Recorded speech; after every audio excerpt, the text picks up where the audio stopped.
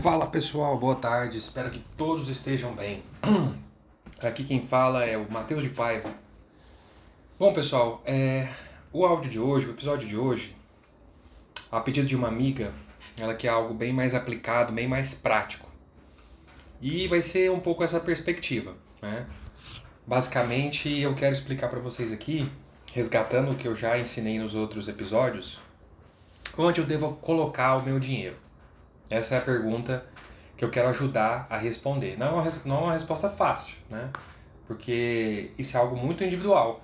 Eu acho que ninguém deveria ter autoridade sobre ninguém para poder definir essas coisas. A gente pode orientar, ajudar e tal, mas você que tem que tomar a decisão sobre o seu próprio patrimônio, não é verdade? E também eu não sou desse estilo de recomendar, ponha 10% em tal ativo, ponha 20% naquele. Eu não monto uma carteira de investimentos. Eu ajudo as pessoas a entenderem os princípios da dinâmica do dinheiro e aí sim ela faz a sua própria análise e escolhe onde investir. Tá? Por que isso? Porque na verdade existe uma coisa chamada problema da agência em economia. Que toda vez que o controle e a propriedade não são confundidos na mesma pessoa, pode ter uma divergência de interesses entre os proprietários, que muitas vezes miram o longo prazo, e os controladores, que miram muitas vezes objetivos que estão no curto prazo. Tá? Então, se você é o dono e eu controlo, a gente pode ter uma divergência aí de interesse, o que pode te levar a mal alocar os seus ativos, né? os seus recursos. Então, eu não quero que aconteça esse problema da agência. Eu quero que você, proprietário, controle o seu próprio dinheiro. Então, eu quero ajudar você nisso. Bom, diante disso, vamos falar aqui um pouquinho do que é moeda fraca e moeda forte, uma vez que a gente já sabe o que é inflação. Se você não sabe ainda, vai no episódio anterior e o escute até você compreender bem o que é inflação, que é basicamente um fenômeno monetário, não é de preço, é um fenômeno monetário que mensura a desvalorização da moeda, ou seja, o quanto menos ela pode comprar. E a inflação está diretamente ligada com a facilidade com que a oferta monetária pode ser expandida. Certo? Então, quanto mais fácil for aumentar a base monetária, a liquidez da economia, os meios de pagamento, a oferta de moeda, chame como queiram, é tudo sinônimo, né, basicamente. Mais inflacionado ficará os preços, né? Mais essa moeda vai perder poder de compra. E aí a gente já pode entrar no conceito de moeda fraca e moeda forte. Moeda forte é aquela que é difícil, que é oneroso, que é custoso para que se aumente a base monetária, né? Para que se aumente a oferta monetária dessa moeda. Em contrapartida, a moeda fraca é o contrário. É uma moeda que facilmente pode ser manipulada, que facilmente pode ter sua oferta aumentada, né? E, bom, as moedas fiduciárias, que não são resgatáveis em nenhum nenhum ouro, prata, nem Bitcoin, né?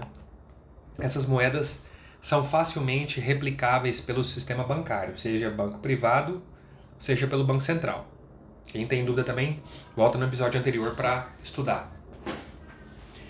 Então, pessoal, de um modo geral, você comprar ativo que está lastreado em moeda fraca pode não ser interessante. Porque o que adianta você, por exemplo, ganhar 10% ao ano num certo ativo em real, se o real está desvalorizando, vamos supor, 15% ao ano? Você está perdendo dinheiro. Então, por exemplo, se no começo do ano você tem 100 reais, esses 100 reais compra 100 itens. Se no final de um ano você ganhar 10 reais de juros, então você vai ter no final de um ano 110. Se esses 110 que você ganhou comprar 95 itens depois de um ano, você perdeu dinheiro ou ganhou? Perdeu. Porque antes você comprava 100 com 100 reais, agora você compra 95 com 115 reais. E é isso que é um fenômeno comum dentro do mercado financeiro tradicional, convencional. Como eles nos manipulam com informações equivocadas sobre a inflação, fazendo com que a gente calcule o retorno real em cima de IPCA, INPC, GPM, a gente fica com a falsa sensação de que a gente está ganhando dinheiro, quando na verdade a gente está empobrecendo. Então aí que é o grande trunfo de drenagem de recurso, um dos grandes trunfos, que na verdade o sistema financeiro, especialmente o sistema monetário, drena recursos da sociedade de várias maneiras. Esse é um dos mais, digamos, comuns. Que a pessoa pegar o dinheirinho dela lá, comprar ativo achando que está melhorando de vida, na verdade ela fez coisa errada. Era melhor ela ter gastado R$100 no tempo zero do que no tempo 1. Entendeu por quê? Porque no tempo zero você comprava 100 itens e depois de um ano você vai comprar agora 96 itens com R$110. Então você perdeu. Só que qual que é o problema? O problema é que as pessoas acreditam que melhoraram de vida porque, em vez de terem R$100, tem 110 agora. E como as pessoas, de um modo geral, são também acostumadas a pensar em termos nominais, elas acham que estão melhores quando na verdade estão piores. Tá? Isso é uma prática muito triste do mercado financeiro, pensar em termos nominais. E quando vai pensar em termos reais, pensa da maneira errada porque não sabe o conceito adequado para colocar no lugar da inflação ali. Coloca IGPA, IGPM, INPC, IPCA, que estão sempre subestimados. Sempre subestimam a inflação. E aí pode passar a sensação para o cliente que ele está ganhando dinheiro quando na verdade ele está perdendo, né? Então, a minha dica, a minha sugestão, a minha orientação hoje com esse episódio, bem curtinho, não vou me alongar, conheça quais moedas, isso aqui é o básico, tá? Esse é o básico, pra gente ficar só em moeda. Quais moedas nos últimos 15, 20 anos tiveram a sua oferta aumentada menos? Todas aumentaram, de todos os países. Só que quais foram aumentada menos? Quais moedas que tiveram a sua quantidade aumentada menos? Essa pode ser um bom sinal para você verificar, bom, então qual ativo nessa moeda que eu vou comprar? Porque aí você vai ter rendimento naquela moeda, né? Então, esse é o ponto. A gente tem que escolher ativos que rendem alguma coisa em moeda forte. Porque não adianta ele render 20, 30% em moeda fraca se a moeda desvaloriza mais rápido do que ele rende. A gente vai estar perdendo dinheiro, como o exemplo que eu falei aí. De você ter R$100 comprando 100 itens no começo do ano, no final do ano R$110, que é o seu capital mais os juros, comprando 95 itens. Você perdeu dinheiro, por mais que você esteja com R$110 no bolso. Agora pensa você investir 100 mil, 300 mil, 500 mil, R$1 milhão e perder dinheiro. Porque o dinheiro ele é útil na medida em que ele tem mais poder de compra. Se ele perde poder de compra, ele perde a sua utilidade. Ele vai perdendo a utilidade na medida em que perde poder de compra. Então não adianta você falar, mas eu estou agora, em vez de ter 100 mil reais, eu tenho 110 mil reais. Eu ganhei 10 mil reais em um ano. Se esse 110 mil compra menos do que 100 mil comprava um ano atrás, você perdeu. Sinto lhe informar, você está mais pobre. Então a primeira tarefa, digamos assim, que a gente tem que fazer, depois que a gente traz para si mesmo essa função de avaliar onde a gente deve alocar nossa riqueza, nossa poupança, nosso patrimônio, é você identificar quais são as moedas que menos se desvalorizaram ao longo do tempo, nos últimos 20 anos. Isso aí é um primeiro indicador que você pode usar para tentar achar quais ativos de fato pagam mais. Entendeu? Porque aí o desconto vai ser menor da inflação. E se você for comparar com a taxa de câmbio, se você estiver no futuro pensando em trazer de volta essa moeda para o real, é muito provável que essa moeda tenha valorizado em relação ao real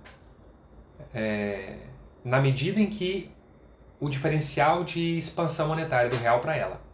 Então, por exemplo, é provável que se o real aumentar em 10% a mais do que essa moeda, ela se aprecie em relação ao real 10%. Então você ganha a desvaloração do real também. Você ganha o que paga o ativo, o cupom semestral, anual, mensal dele, que eu não sei qual é o retorno, que aí depende, tem que avaliar, cada país oferece um tipo de ativo diferente, mais a valorização que essa moeda vai ter em relação ao real nesse período. Entendeu? Então, será que aí você não bate o M2? Né? Provavelmente bate o M2 assim, o aumento dos meios de pagamento. Então é uma primeira dica.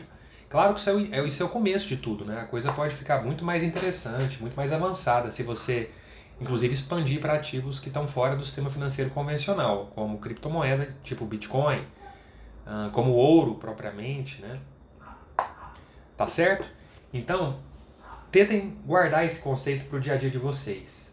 Moeda forte é moeda difícil de você aumentar a sua oferta. Moeda que com clique, igual é o caso de hoje de várias moedas fiduciárias, o político pode aumentar a base. Se o real de hoje para amanhã dobrar a base, dobrar o tanto de real circulando, do dia para a noite a população está metade mais pobre. Tá? Todo mundo vai ter metade da riqueza que tinha antes. Porque tudo vai ficar o dobro mais caro. Então, o que está no bolso, o que está na poupança, o que está em conta corrente, vai comprar a metade do que comprava um dia antes. Então, você não pode alocar a sua riqueza, que você, imagino, tão difícil conquistou, foi difícil conquistar, né? Em coisa que é tão vulnerável como é ativo ou mesmo a moeda fiat, né? Ativo é porque não vai render na hora que você trazer para o próprio real. E na própria moeda ela se desvaloriza com o inflacionismo que o governo e o sistema bancário faz. Então, pensem nisso. Pensem nisso. Onde que eu vou alocar? Onde que é difícil de aumentar a oferta de uma hora para outra? Historicamente, quais ativos se mantiveram mais ou menos constante na oferta? A oferta avançou bem pouquinho, né? Então é isso que eu quero que vocês pensem. O conceito aí que vocês podem avaliar e olhar na internet é o Stock to Flow, né? Que é basicamente uma medida de quanto aumentou a oferta daquele ativo em relação ao total de ativo que tem. Tá? Então essa é uma boa medida para você avaliar o Stock to Flow de várias moedas. Tá joia? Então é isso. Fujam da moeda fraca, fujam de ativos que paguem em moeda fraca, porque não adianta você receber 10, 20, 30% em moeda fraca se essa moeda depois compra cada vez menos. Né? Isso aí é só para te enganar. Né, nesse fenômeno chamado ilusão monetária. Fuja disso, tá bom? Tentem escolher ativos que pagam em moeda forte. E para isso tem que agora ir atrás. O que é moeda forte? São moedas que são difíceis de o sistema bancário multiplicar, de aumentar a base dele, e que historicamente se mostraram relativamente estáveis em relação às outras. Esse é um bom ponto de partida para de fato você ver seu dinheiro crescer com mais vigor e com mais solidez. Tá joia? Um grande abraço para vocês e até o próximo episódio.